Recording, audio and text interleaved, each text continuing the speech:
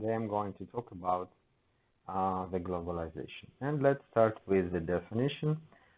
When we talk about globalization, we talk about a series of complex and uncontrolled changes in social, technological, cultural, political, and many more aspects that resulted from the increase in interdependence, interaction, and integration of people, companies, businesses in different locations. The term appears as early as in the middle of the century, but is going to become widely used in the decade of 80s when they're going to talk about the globalization, referring most importantly to the economic and technological globalization. So it's important to underline that at least in the beginning, it wasn't an uncontrolled process. Today we have some people who are opposing globalization and some people who are promoting globalization. Also sometimes called winners and losers of the globalization. But, well, in general, it's an uncontrolled process. And I'm going to speak about three most important aspects of the globalization. So first of all, we have the cultural, we have the technological, and we have the economic aspects of globalization. So let's start with the cultural globalization. It is absolutely clear that today we have a greater international cultural exchange. It's way easier to communicate with people in other countries. We know more about their cultures. We watch to their cultural products like, I don't know, Turkish TV series on Mexican television, or I don't know, some music from different parts of the world, some African things, etc., etc. So there is a greater cultural exchange between different parts of the world. Also, a few years ago, there was a spread of the idea of multiculturalism, which means that it's no longer just one culture that you live in, but you are going to experience during your lifetime the influence of many different cultures. So you have to be able to to get involved in different cultural environments. Also, we have a greater increase in travel, most importantly tourism. When the people from one country, they go to another country on vacations, they spend time there, they eat local food, they enjoy local traditions, local music, etc., etc. And of course, when we talk about cultural aspects, we talk about greater migration. Both legal and illegal migration from one country to another had increased, and often those migrants that they are bringing their culture. Like, for example, the Latins from Mexico and Latin America and United States who brought the Spanish language, the traditional food, and many more aspects into the US.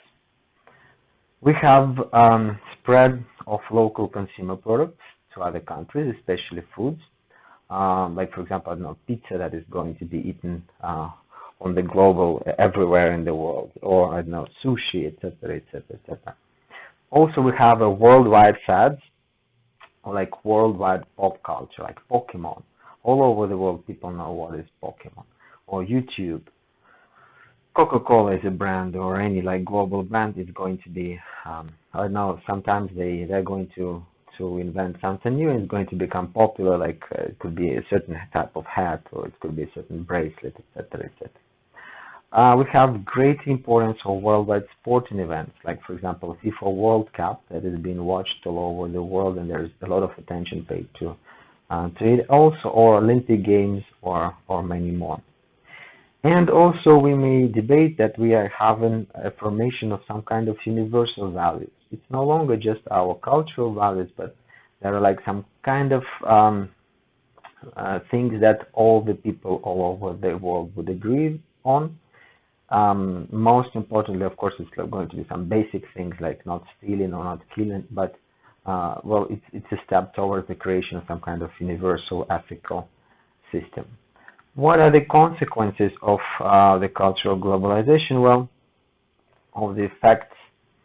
First of all, there is a criticism that the globalization destroys local cultures, that it's a homogenization of cultures, habits, traditions, and products, that no matter, for example, no matter where you go in, let's say in Europe, you will find McDonald's. You will find McDonald's in Spain, McDonald's in Italy, McDonald's in France, the same hamburgers that you're going to be eating in all those places. And so the world becomes like homogeneous. It becomes all the same everywhere. It's going to be the same food, the same genes, the same um, ideas, etc.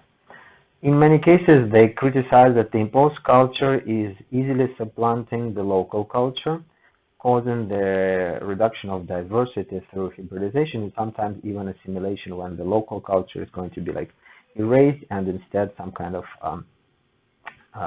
foreign culture is going to be adopted. And finally, we have the criticism of westernization of the world.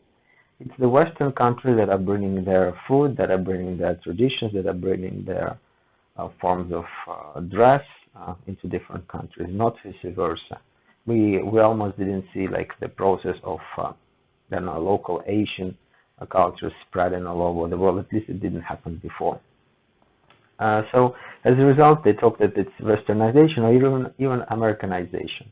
The world is going to become like an American soap opera with the same absolutely people, even names are being like popularized through television, for example. Another important aspect that I'm going to be talking about is, of course, the economics. And for a long period of time, economics was like the most important aspect of the globalization. So first of all, I need to underline that we have the creation of the global financial system. Of course, this became possible because of the technological advancements, but there was a great effort to create this financial system so that you may use your credit card or your money. You may easily exchange it no matter in which part of the world you are. You may bring your dollars and then exchange it to the local currency. Like it's the opportunity of exchange of capital and transfer of capital from one place to another. Also, we have a creation of international agreements, like for example WTO, that is going to regulate trade, or like the OPEC that is going to regulate some specific commodity, which is petroleum in this case.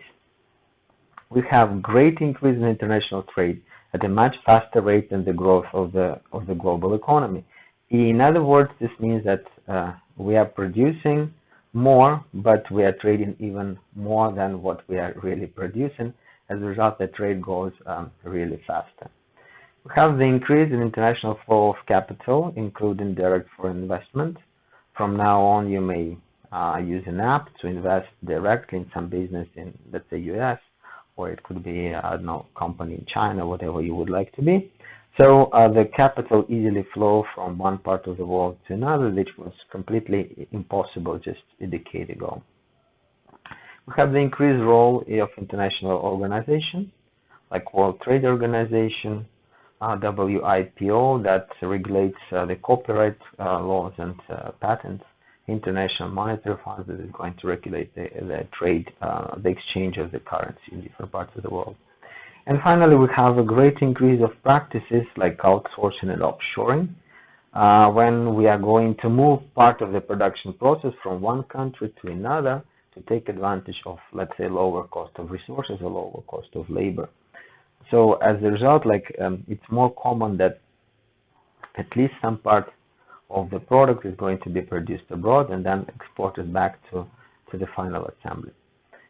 And what are the results or effects or criticism of the economic globalization? Well, many talk about the corporate imperialism. What it means, 19th century imperialism was when one big nation was dominating smaller ones. And they say, today it's no longer necessary.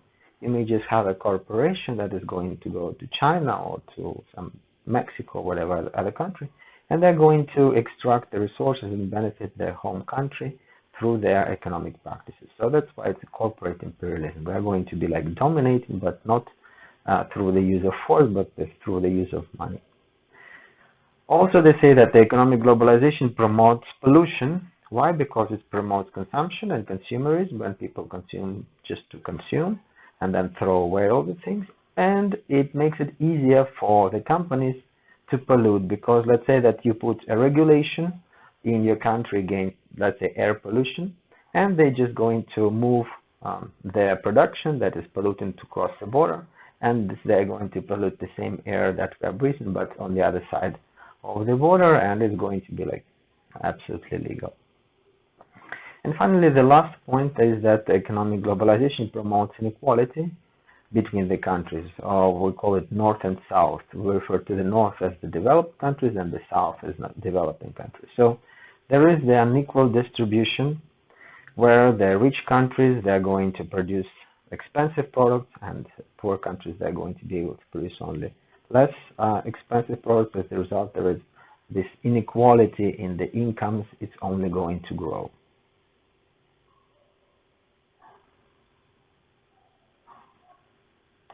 And finally, one of the most important aspects of the globalization is, of course, the technological or the legal aspects.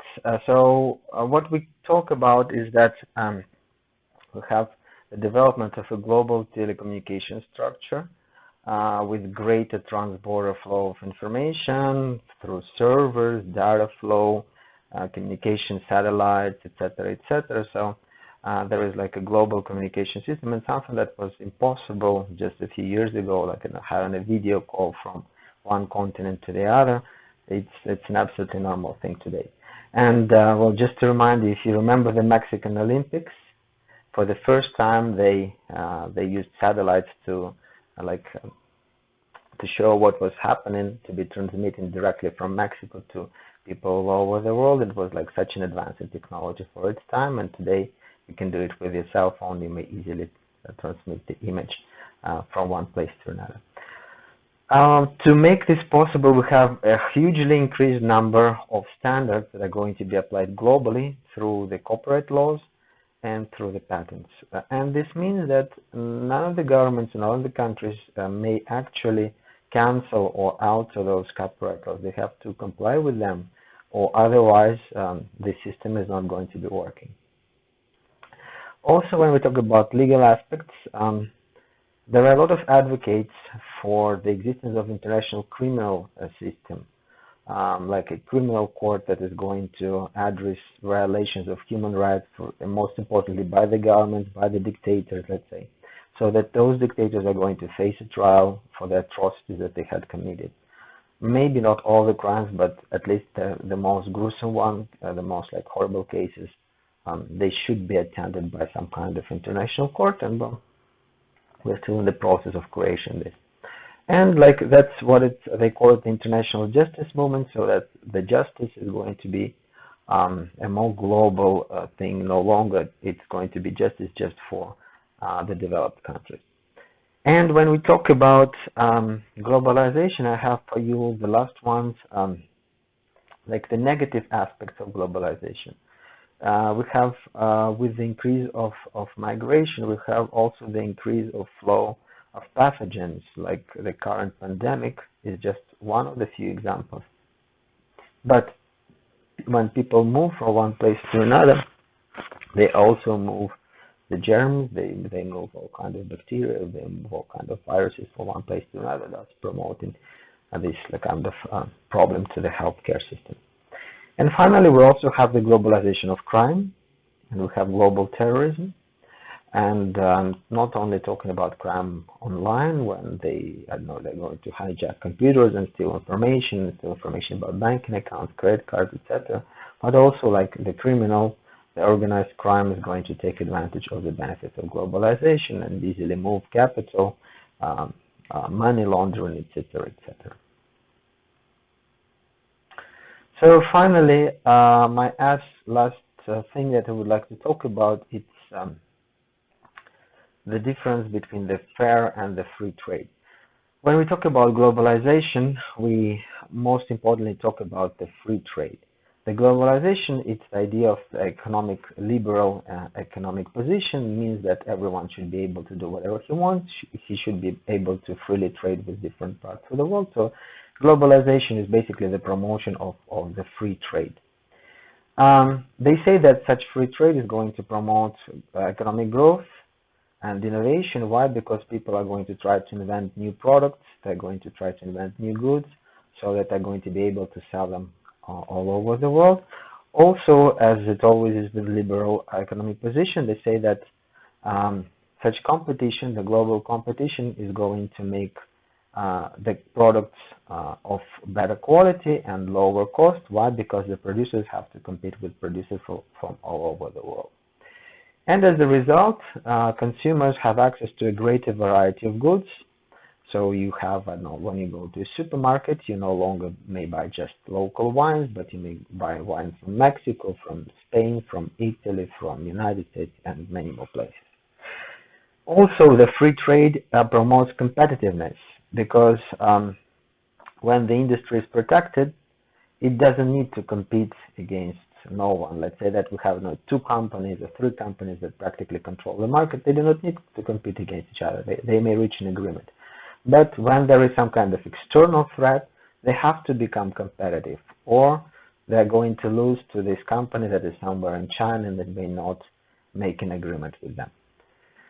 When we talk about free trade, we talk that it's opposing the protectionist policies. But for you, a few words, what are the protectionist policies? Well, most importantly, we talk about quotas or limits on certain resources.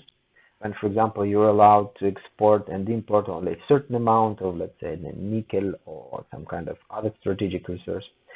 Also, the protectionist policies, they impose tariffs or the taxes for import and export of products, making foreign products more expensive for the local consumers. Also, we talk about the regulation when products have to comply with some local regulations. Or we talk about the subsidies to the local industry so that it's going to become more competitive. And as a result, the other side is not going to be able to compete with them and they're going to have an advantage. Also, the free trade, they promote the multilateral trade agreements and regional trading blocks, like, for example, NAFTA, or the agreement between Canada, United States, and Mexico that recently Trump had rebranded it, but it's still basically the same. And we have the most important organization, like the World Trade Organization, that regulates trade. Before it was called GATT, Global Agreement on Trade and Tariff. And in case of World Trade Organization, what they do is that they ask the countries to have the same policies for all other countries. Or basically, this means that you may not have 15% for this one, 20 for this one, 30 for this one, etc. You should have the same for everyone, so it's going to be a fair trade practices. And obviously, we have the criticism of free trade. Why? Because they say that many local producers are not being able to compete. They're saying that, for example, when you go to Starbucks and you pay 50 pesos for your cup of coffee, the Starbucks itself had paid only 3 pesos to the coffee producer somewhere in Kenya, and that's quite unfair because like most of the profit goes to the company, not to the producer. So as a result, they propose this fair trade that is going to be sustainable and more equitable trade relations, especially for the producers in third world countries. They are going to make them more competitive so that they're going to be able to ask for higher prices to exporters.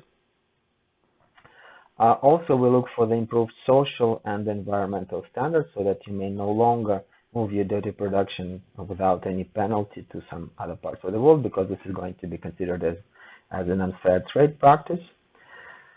The main purpose is, of course, to look for a more equal distribution of incomes so that all the countries that are going to be involved in the process, they're going to get benefits, not just like the final producer or the most developed countries.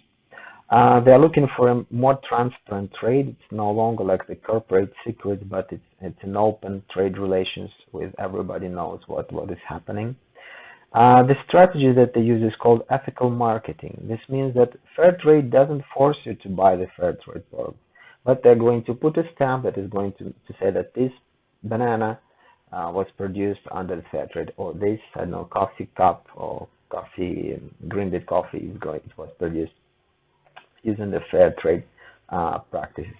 What is the criticism of the fair trade? Well, they say that the cost of certification and cost of managing all the system is very high. As a result, it barely it's almost the same for for the producers in third world countries to pay certification and get a better price for their product, or just simply sell them at the market price. It's almost the same. Also, they say that the fair trade rules are inadequate for some commodities, and as an option, they propose that maybe instead of fair trade and certifications, we should allow the direct trade of the producers from third world countries to give them access to the global system. So very briefly, I was trying to be as short as possible. This is like an overview of the process of globalization.